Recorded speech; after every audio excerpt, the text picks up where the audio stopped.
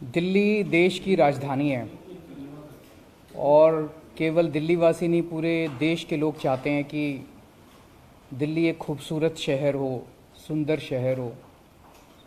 दिल्ली वासी चाहते हैं कि सुंदर होगा तो उनको अच्छा लगेगा, वो अच्छे वातावरण में जी पाएंगे।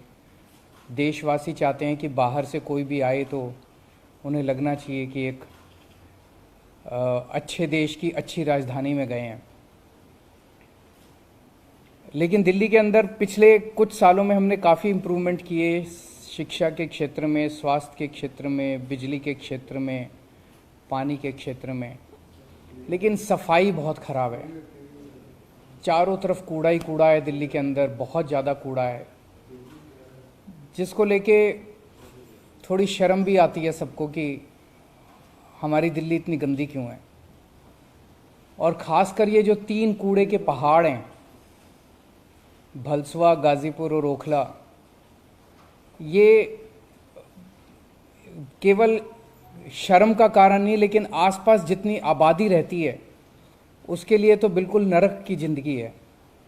एक एक पहाड़ के आसपास कई कई किलोमीटर तक इन कूड़े के पहाड़ों की बदबू पहुंचती है। चारों तरफ मच्छर मक्खी हैं।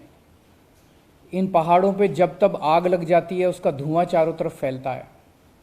अगर आसपास के लोगों से पूछें तो एक तरह से उनकी ज़िंदगी जो है वो नरक बन चुकी है। हमें कोशिश तो ये करनी चाहिए थी कि इन तीनों पहाड़ों को ख़त्म करें, और जैसे दुनिया के अन्य शहर हैं जो डेवलप्ड कंट्रीज़ हैं, वहाँ पे जो सॉलिड वेस्ट मैनेजमेंट की मॉडर्न टेक्निक्स हैं उनको लाके हम दिल्ली में लागू करें। हमें कोशिश तो ये करनी चाहिए थी। वो ना करके आज ये तीनों पहाड़ों की स्थिति ऐसी है कि हज़ारों करोड़ रुपए खर्च करने के बाद भी इन पहाड़ों की डेली हाइट बढ़ती जा रही है, कम होने की बजाय। और अब ये सुनने में आ रहा है कि इन 3 पहाड़ों के अलावा ये लोग 16 और जगहों पे नए कूड़े के पहाड़ बनाने का प्लान कर रहे हैं। आप कल्पना कर सकते हो, अगर 16 कूड़े के पहाड़ पूरी दिल्ली में जगह जगह कोने कोने में बन गए तो लगभग सारी दिल्ली के लोग 24 घंटे बदबू का शिकार होंगे। 24 घंटे आपके घर में बदबू आएगी। फिर ऑलमोस्ट हर इलाके के अंदर एक कूड़े का पहाड़ होगा, 24 घंटे बदबू आएगी, चारों तरफ 24 घंटे मच्छर मक्खी होंगे पूरी दिल्ली में, चारों तरफ धुआं ही धुआं होगा, और दिल्ली एक तरह से कूड़े के पहाड़ों की राजधानी बन जाएगी। एक तरफ हम लोगों ने दिल्ली में 500 तिरंगे लगाए। आज दिल्ली तिरंगों का शहर माना जाता है, और ये उसे कूड़ों के पहाड़ों का शहर बना देंगे। हम दिल्ली के अंदर ढेरों झील बना रहे हैं। बहुत जल्दी दिल्ली झीलों का शहर माना जाएगा। हम दिल्ली के पार्क्स और गार्डन्स को बहुत बड़े स्तर के ऊपर डेवलप कर रहे हैं। कोई भी दिल्ली में आएगा तो देखेगा खूबसूरत पार्क और गार्डन्स होंगे। दिल्ली पार्क्स और गार्डन्स का शहर माना जाएगा, और ये कूड़े के पहाड़ों का शहर बना रहे हैं। आज दिल्ली अपनी शिक्षा और स्वास्थ्य सेवाओं के लिए विश्व भर में मानी जाती है, और ये लोग इसे कूड़ों का पहाड़ शहर बनाना चाहते हैं। मैं समझता हूँ कि दिल्ली वासी भी इससे बहुत नाराज़ होंगे और देशवासी भी नाराज़ होंगे अगर देश की राजधानी को इस तरह से कूड़ों का पहाड़ बनाया गया। हम इसका सख्त विरोध करते हैं, और मैं समझता हूँ सभी दिल्ली वासी जो है इसे बिल्कुल किसी भी हालत में 16 नए कूड़े के पहाड़ कबूल नहीं करेंगे, और जो मौजूदा 3 पहाड़ हैं वो तीनों पहाड़ भी ख़त्म होने चाहिए। अगर जो जिस तेजी से इसको डिकम्पोज करने की कोशिश हो रही है पहाड़, उसमें भी बहुत लंबा समय लग रहा है। दूसरी तरफ आपने क्या सेंट्रल से इसके बारे में बात की, क्योंकि राजधानी है। एलजी साहब से मेरी बात हुई थी पिछली मीटिंग में, मैं उनके पास डेटा लेके गया था। मैंने कहा जी देखो, हर कूड़े के पहाड़ का डेटा था। जैसे उसमें से एक पहाड़ का था कि 2500 टन कूड़ा डेली आ रहा है वहाँ पे, और 1500 टन की प्रोसेसिंग हो रही है। तो 1000 टन कूड़ा डेली ऐड हो रहा है वहाँ पे, कम होने की बजाय रोज़ ऐड हो रहा है। तो पहाड़ कम नहीं हो रहे, पहाड़ डेली ऐड होते जा रहे हैं। सर, दिल्ली में बीजेपी बार बार दावा करती है कि हमने करोड़ों की मशीनें लगा दी, बहुत कुछ कर लिया, लेकिन वो पहाड़ की हाइट कम फैलता जा रहा है, जो असली रिपोर्ट है। बिल्कुल कोई काम होता हुआ अब तक दिख नहीं रहा है। वो पता नहीं मशीनें कितनी लगाई कितनी नहीं लगाई, लेकिन मैं समझता हूं कि आज 21वीं सदी के अंदर इन पहाड़ों को से निपटारा पाना कोई मुश्किल काम नहीं होना चाहिए अगर नीयत साफ है तो। पहले ये लोग कहते थे कि इनसे सरकारी स्कूल नहीं चलते, हमने सरकारी स्कूल चला के दिखा दिए। ये कहते थे इनसे सरकारी अस्पताल नहीं चलते, इनकी सारी सरकारें जो है वो हाथ खड़े कर देती हैं, हमने सरकारी अस्पताल चला के दिखा दिए।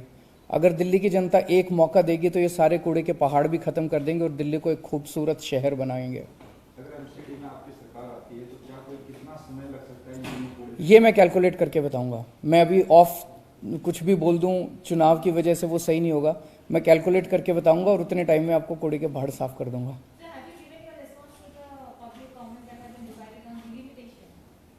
वो बना रहे हैं, हमारे लोग बना रहे हैं। May be in a day or two we will be ready with it. About what?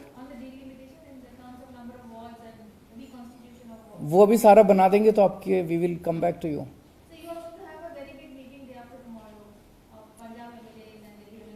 नहीं, वो देश भर के अंदर अब जगह जगह कहीं हमारे सरपंच जीत गए हैं, कहीं हमारे काउंसलर जीत गए हैं, कहीं हमारे मेयर बन गए हैं। तो पूरे देश भर में जितने भी इलेक्टेड रिप्रेजेंटेटिव्स हैं, सरपंच से पंच मेंबर से लेके और मुख्यमंत्री तक, उन सब की मीटिंग बुलाई गई है। सो इट्स बेसिकली जस्ट एक तरह से पूरा दिन सब लोग बैठेंगे, आपस में एक दूसरे से मिले नहीं है, सब लोग बैठेंगे और आगे की चर्चा करेंगे। सर, बीजेपी एक के बाद एक स्टिंग ऑपरेशन लेकर आ रही है, कल भी एक स्टिंग ऑपरेशन। तो मनीष सावत जी ने तो कह दिया भाई ये सीबीआई में जांच चल रही है, सारे स्टिंग ऑपरेशन सीबीआई को सौंप दो। सीबीआई सोमवार तक कर ले, 4 दिन तो बहुत होते हैं। जांच कर ले, अगर कुछ गड़बड़ है तो गिरफ्तार कर ले, और गड़बड़ नहीं है तो सोमवार को माफी मांग ले।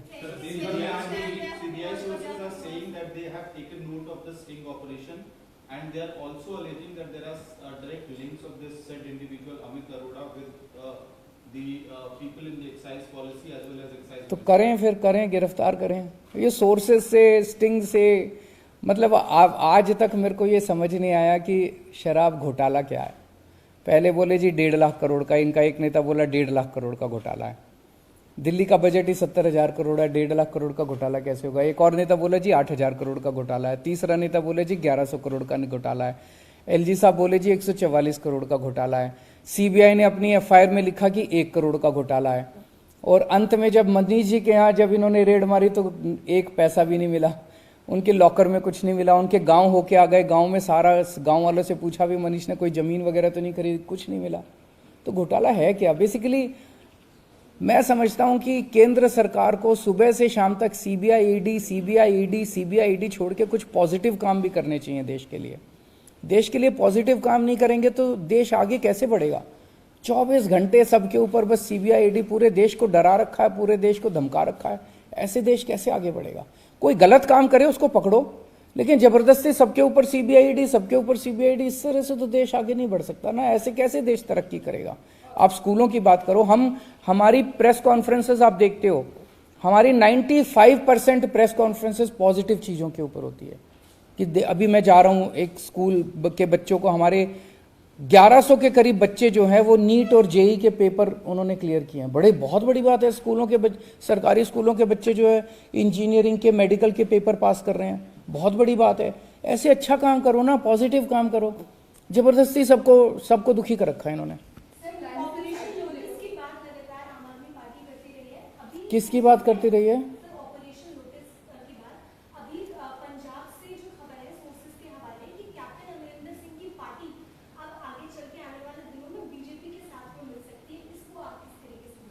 कर लें, he is free to do it. इसमें हम क्या टिप्पणी करें? सर, एक और सवाल है, वो ये है, राजकोट में आपकी टीसी हुई थी, उसके बाद में पूर्व नौकरशाहों ने सीसी को पत्र लिखकर ये कहा है कि आम आदमी पार्टी सिविल सर्वेंट्स का राजनीतिकरण कर रही है और आपके ऊपर उनको लालच देने का आरोप है। उन सिविल सर्वेंट्स को ये भी लिखना चाहिए कि गुजरात में बहुत ज़्यादा भ्रष्टाचार हो गया, गुजरात में जहरीली शराब से कई लोग मर गए, गुजरात के अंदर बहुत बड़े स्केल पे ड्रग्स का इंपोर्ट हो रहा है।